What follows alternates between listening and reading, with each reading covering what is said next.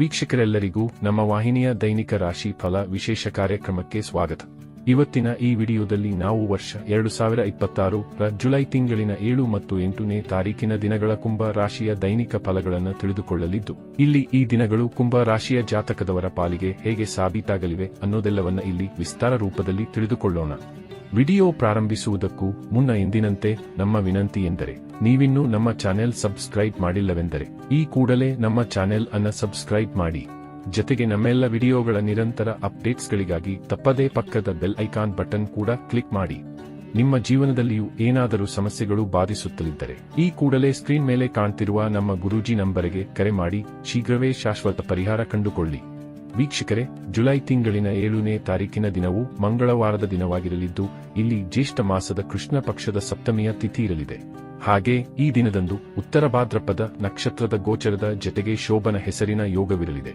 ಚಂದ್ರದೇವನು ಈ ದಿನದಂದು ಮೀನ ರಾಶಿಯಲ್ಲಿ ಗೋಚರಿಸಲಿದ್ದು, ಇಲ್ಲಿ ಸೂರ್ಯದೇವನು ಮಿಥುನ ರಾಶಿಯಲ್ಲಿ ವಿರಾಜಮಾನನಾಗಿರಲಿದ್ದಾನೆ. ಈ ದಿನದಂದು ಅಭಿಜಿತ ಮುಹೂರ್ತವು ಬೆಳಗಿನ 11:58 ಹಿಡಿದು ಮಧ್ಯಾಹ್ನದ 12:54 ಇರಲಿದೆ. ಇನ್ನು ಜುಲೈ ತಿಂಗಳಿನ 8ನೇ ತಾರೀಕಿನ ದಿನವು ಬುಧವಾರದ ದಿನವಾಗಿರಲಿದ್ದು, ಇಲ್ಲಿಯೂ ಕೂಡ ಜ್ಯೇಷ್ಠ ಮಾಸದ ಕೃಷ್ಣ ಪಕ್ಷದ ಅಷ್ಟಮಿಯ ತಿಥಿ ಇರಲಿದೆ. ಹಾಗೆ ಈ ದಿನದಂದು ರೇವತಿ ನಕ್ಷತ್ರದ ಗೋಚರದ ಜತೆಗೆ ಅತಿಗಂಡ ಹೆಸರಿನ ಯೋಗವಿರಲಿದೆ.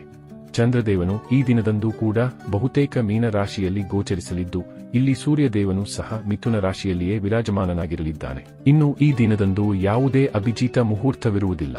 ವೀಕ್ಷಕರೇ, ಇದು ಈ 2 ದಿನಗಳ ಗ್ರಹ, ನಕ್ಷತ್ರ ಮತ್ತು ಯೋಗಗಳ ಕುರಿತಾಗಿರುವ ಮಾಹಿತಿಯಾಗಿದ್ದು, ಈ ಮಾಹಿತಿಯನ್ನೇ ಆಧರಿಸಿ ಈಗ ಈ ದಿನಗಳ ಕುಂಭ ರಾಶಿಯ ಫಲಗಳನ್ನು ನೋಡೋಣ. ಮೊದಲಿಗೆ ಇಲ್ಲಿ ಜುಲೈ ತಿಂಗಳಿನ 7ನೇ ತಾರೀಕಿನ ದಿನದ ಕುಂಭ ರಾಶಿಯ ದೈನಿಕ ಫಲಗಳನ್ನು ತಿಳಿದುಕೊಳ್ಳುವುದಾದರೆ, ಈ ದಿನದಂದು ಚಂದ್ರದೇವನು ನಿಮ್ಮ ದ್ವಿತೀಯ ಭಾವ ಅಂದರೆ ನಿಮ್ಮ ಧನ ಭಾವದಲ್ಲಿ ಗೋಚರಿಸಲಿದ್ದಾನೆ. ಈ ದಿನದಂದು ಮಹಾಲಕ್ಷ್ಮಿ ಮಾತೆಯ ಅಪಾರ ಕೃಪೆಯ ಸುರಿಮಳೆ ಕುಂಭ ರಾಶಿಯ ಜಾತಕದವರ ಮೇಲೆ ಉಂಟಾಗಲಿದೆ. ಇಲ್ಲಿ ನಿಮಗೆ ದೊಡ್ಡ ದೊಡ್ಡ ಅವಕಾಶಗಳು ಕೂಡ ಈ ದಿನದಂದು ಲಭಿಸಬಹುದಾಗಿವೆ.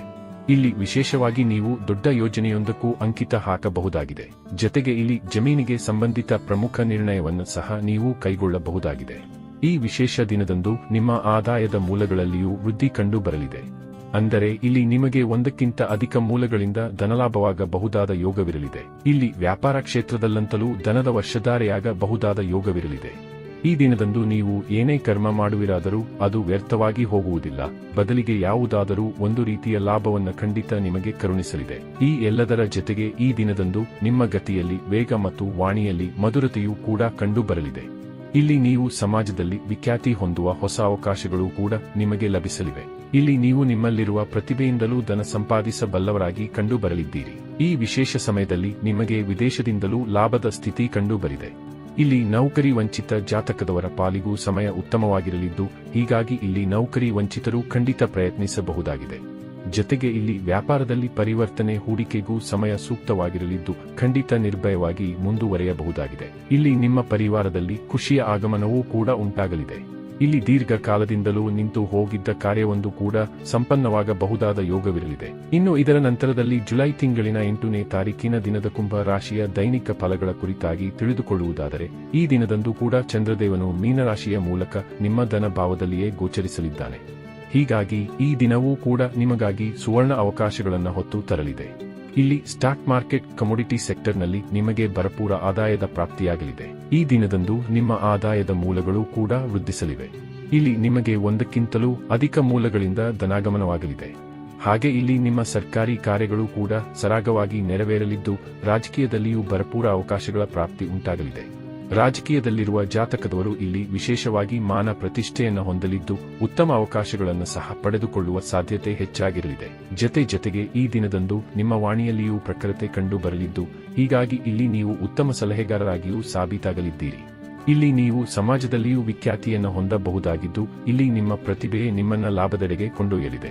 ಇಲ್ಲಿ ವ್ಯಾಪಾರ ಸಂಬಂಧಿಯೂ ಸಮಯ ಉಚಿತವಾಗಿರಲಿದ್ದು, ವ್ಯಾಪಾರಕ್ಕೆ ಸಂಬಂಧಿತ ದೊಡ್ಡ ಡೀಲ್ ಒಂದಕ್ಕೂ ಇಲ್ಲಿ ನೀವು ಅಂಕಿತ ಹಾಕಬಹುದಾಗಿದೆ. ಜತೆಗೆ ಇಲ್ಲಿ ನಿಮ್ಮ ವ್ಯಾಪಾರದಲ್ಲಿ ಹೂಡಿಕೆ ಅಥವಾ ಪರಿವರ್ತನೆಯೂ ಕೂಡ ನಿಮಗೆ ಯಶಸ್ಸನ್ನು ಕರುಣಿಸಲಿದೆ. ಇಲ್ಲಿ ನೀವು ಮಾನಸಿಕವಾಗಿಯೂ ಸಾಕಷ್ಟು ಸದೃಢವಾಗಿರಲಿದ್ದು, ಹೀಗಾಗಿ ಈ ದಿನದಂದು ನೀವು ಅನೇಕ ಪ್ರಮುಖ ನಿರ್ಣಯಗಳನ್ನು ಸಹ ಪಡೆದುಕೊಳ್ಳಲು ಸಾಧ್ಯವಾಗಲಿದೆ. ಇಲ್ಲಿ ನಿಮಗೆ ಭವಿಷ್ಯದ ಕುರಿತಾಗಿಯೂ ಸಾಕಷ್ಟು ಸ್ಪಷ್ಟತೆ ಲಭಿಸಲಿದ್ದು, ಹೀಗಾಗಿ ಭವಿಷ್ಯಕ್ಕೆ ಸಂಬಂಧಿತ ನಿರ್ಧಾರಗಳನ್ನು ಸಹ ಈ ದಿನದಂದು ನೀವು ಹೊಂದಬಹುದಾಗಿದೆ. ಈ ವಿಶೇಷ ದಿನದಂದು ನಿಮ್ಮ ರಿಲೇಶನ್ಶಿಪ್ ಮತ್ತು ಮ್ಯಾರಿಡ್ ಲೈಫ್ ಕೂಡ ಸಾಕಷ್ಟು ರೊಮ್ಯಾಂಟಿಕ್ ಆಗಿ ಕಂಡುಬರಲಿದೆ. ಇಲ್ಲಿ ನಿಮ್ಮ ಸಂಬಂಧಗಳಲ್ಲಿ ಯಾವ ಸಮಸ್ಯೆಗಳು ಕೂಡ ಕಂಡುಬರುವುದಿಲ್ಲ. ಇಲ್ಲಿ ಸಮಯ ಎಲ್ಲ ಕಡೆಗಳಿಂದಲೂ ಉತ್ತಮವಾಗಿರಲಿದ್ದು, ಇಲ್ಲಿ ವಿದ್ಯಾರ್ಥಿಗಳು ಸಹ ಅತ್ಯುತ್ತಮ ಫಲಗಳನ್ನು ಪಡೆದುಕೊಳ್ಳಲಿದ್ದಾರೆ.